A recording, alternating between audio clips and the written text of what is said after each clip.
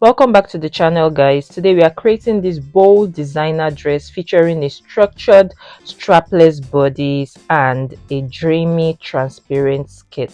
So whether it's for prom, weddings, or any other party that you can think of, this dress is the perfect dress that you need. Here are some of the materials you'll need. So let's get straight into the tutorial, guys.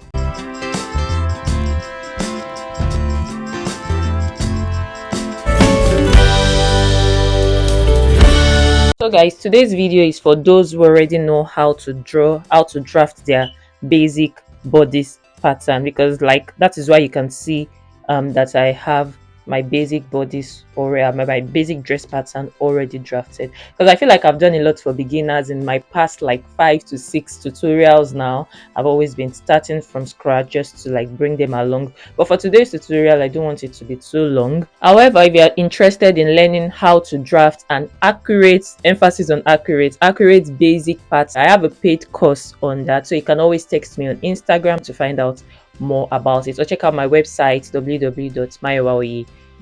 Now we're going to be starting with the black part of the dress, as you can see. So if you look at that, you see that the dress is cut at the waist, so I'm going to be splitting my pattern at the waistline here. Now let's do the upper part first, then I'll just put this aside. So the upper part of the dress is a bustier. First thing I'm going to do, I'm going to extend my dart line here. I'll just extend it up.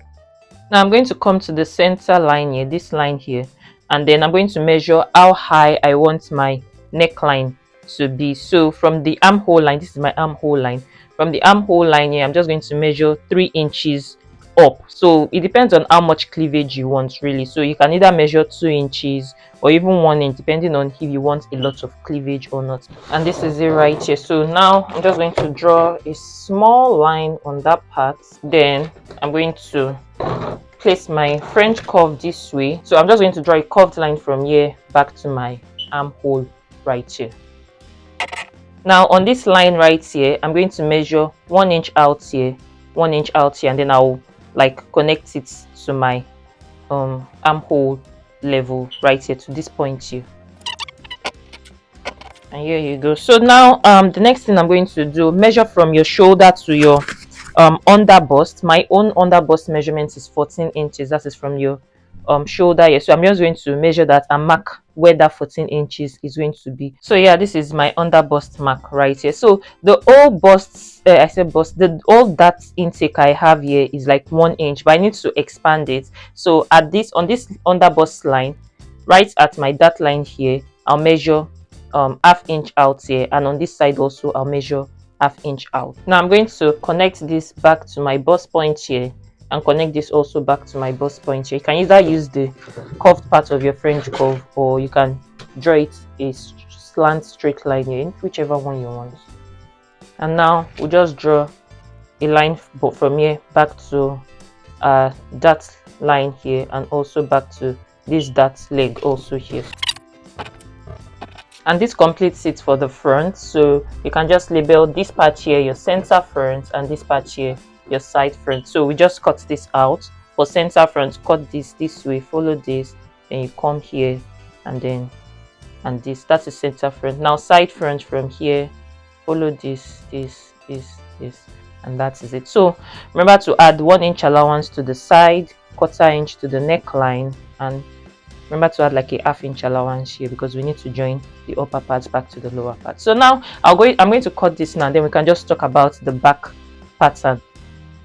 Now for the back, same thing, we need to measure our neckline, and the neckline of the back is always, for a bustier, is always lower than the front. So right at the armhole line here, I'll decide how low I want it to be. You can decide to have it like straight across like this as your back neckline, but for me, I feel like I want to reduce it by 1 inch, so I'll just measure 1 inch down. So yeah, this is it. Now I'm just going to connect from here back to my actual armhole here. So you can just use your French curve to do that. Now the next thing I'm going to do, this is my dart point right here. I'm going to extend it up to my across back. This is my across back level. So I'll just draw a line, a straight line to that point. Now right on this point here, I would measure half inch out here, half inch out here, and this is it here. These are the 2 marks. Now I'm just going to draw a straight line from here, so you can draw it to any point on each dart leg. So I'll just draw a straight line from here to my dart leg, and then from here also to my dart leg,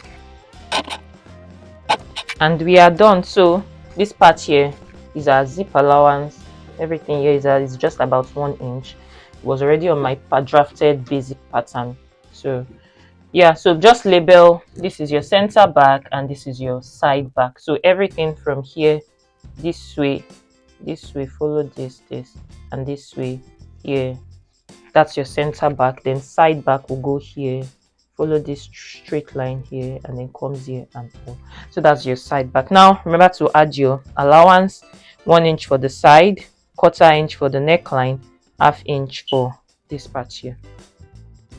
Now for the lower piece, this lower black skirt piece, if you observe, you would see that it's not so tight, that the skirt is not so tight. It's giving a line, so that is what I'm going to be doing. So I'm just going to extend my dart point from here. I'll just extend the line down, and then looking at the skirt also, I don't think there is a dart on it, so I'm going to close out this dart. So to close out this dart, I'm going to transfer the darts here into this line just to widen the skirt and give it that a line feel. So yeah, I'm going to cut this line open up to the dart point here, and then I'll cut one leg of my dart open, and this is it transferred. So now we have an a line skirt. So I'm just going to put a small piece of paper here just to close up the hole, and this completes the skirt really. Now for the length of the skirt, I don't really think it should be more than 17 inches, but from the picture I don't think from the waist to the length of this skirt should be more than 17, but you can always measure on your own body. So just measure from your waist to wherever you want it to get to, but mine is like 17 inches. So yeah, that's it for the skirt. So all we have to do now is to draw in the scallop shape we have at the hem of the skirt. So you can draw this anyhow you like really. So I'll just be drawing mine. There's no technique to drawing. It's just like drawing like a basic scallop at this. So I'll just draw mine and then I'll show you where it is. So yeah, this is mine. You can just draw it anyhow. There's no point in drawing the exact shape. Just draw any scallop shape just to get that design effect. So yeah, that's mine. I'll add a half inch or 1 inch allowance here, then 1 inch at the side, waistline here, half inch. So yeah, I'll be using this pattern to cut both my front and my back. So this part here will serve as my zip allowance. It's exactly about 1 inch. So when I'm cutting the front, I'll just fold it to close out the zip allowance. You got the drift. So yeah, that's that. And these are my complete patterns. So I'll just cut this on my fabric now. These are my 2 back pieces. So yeah, let's talk about the white part of the dress. Now for that lower white skirt piece, that's really the easiest part of this tutorial. So just get your fabric. I'm just using this calico to show you, but please use a chiffon fabric if you want that transparent effect, or any fabric you want really, but I'm just showing you with this calico. So yeah, get your fabric, fold it into 2 like this, and at this part here you can just measure like 1 inch, and this is the 1 inch right here. So it will serve as a side or the back seam allowance, because this what we are cutting, there won't be any side seam. We are cutting everything all together, both front and back, so the opening will just be at the back. So yeah, now the next thing, just get your waist measurement. My waist measurement is 27. I'm going to add 10 inches to that. That 10 inches is just to give, because I want to gather it. I want to gather the skirt again. So that 10 inches is just to give me room for gathers. So whatever you get, you divide it by 3. So that gives me about 12.3 inches. So that's 12.3. I'll place my tape measure here, and then I'll mark 12.3 down. Come here also 12.3. Come here also 12.3. This is it. So just connect. Now you need to measure the length of your skirt. So from your waist to the hem, mine is about 45 inches. So 45.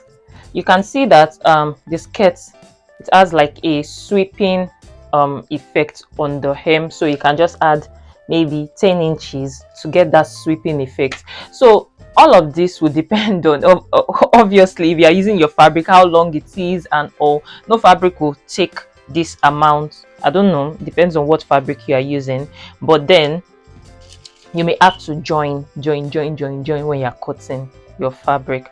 But if you don't want to join, you can scrap this this one and then just use like maybe an A-line skirt. So you can just cut an A-line skirt.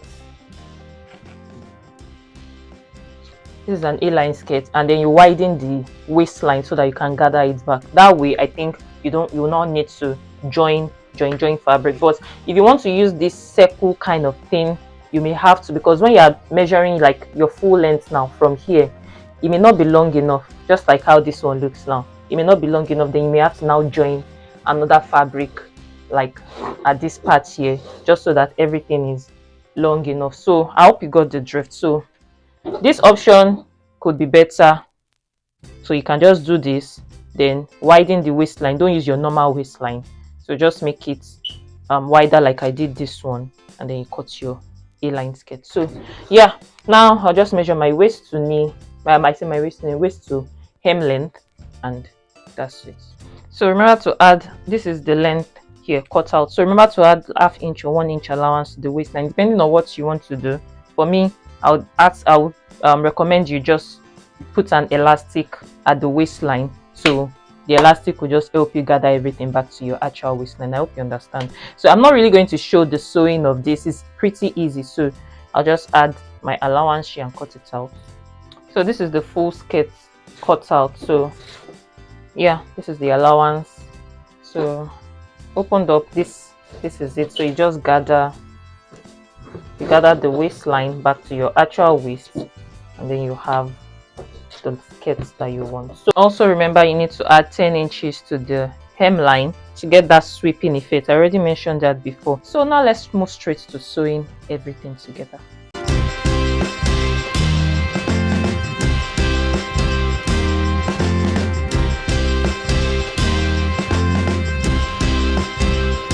So guys, this is where we are at now with the sewing. This is my front piece, look at it. This is the lining. I ironed on interfacing onto the lining, and then I turned the neckline, you can see. So this is the whole front right here. So you can see it's already forming the shape of the bust here. So, and these are my back pieces, the 2 back pieces. So you can also add boning pieces to the lining just like this to give it more structure. I feel like it's even on the actual bustier dress, so please do that if you want to give it like a more structured look. And this is my lower skirt piece.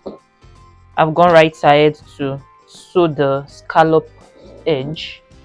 Look at this. And then I ironed on a strong interfacing onto the lining of this lower skirt piece, because I feel like there's a strong kind of, there's something that is giving that lower skirt piece some structure. So one way to avoid, if you don't want to use a strong interfacing, you can just use like a very thick fabric that holds its shape, so it will give you that structure. But if you don't want, you can either use like an interfacing like this, is quite strong, or you use the soft one like this one that we used on the bust here. So whichever one, this one is stronger, more like a collar stay, but I ironed this one, and then I've gone right ahead to sew the edge. Now I'm just going to notch it. So I'll notch it all round just so that it's easy for me to turn it inside, turn this inside and iron it like neatly. You got the drift. And this is it turned neatly. You can see, looks neat. Now, and these are my 2 back pieces. So now I'm just going to join the front to the front here, that is at the waistline, and also join the back piece also together. So after this, the next thing you'll be seeing is the completed dress, really. So I'm just going to go sew all of this together now. So guys, this is the completed dress, and this is the underlay skirt. Like I mentioned, I was going to use an elastic for the waist. So Now I'm just going to put this on my mannequin now, just so that everything, this goes under here. So you got the drift. So right, I'm going to try to attach this to the hem just to give it that pale design, but you got the drift. I'm just going to attach this, attach it. But in the actual picture, I think they just used pearls on this. So you can just use your needle and thread to attach pearls to the hem of the dress. So yeah, pretty much that's that. So I'm just going to do all of that now, and then I'll show you what it looks like on my mannequin. Don't forget to tap the subscribe button below your screen, tap the like button also, and I'll see you in my next tutorial.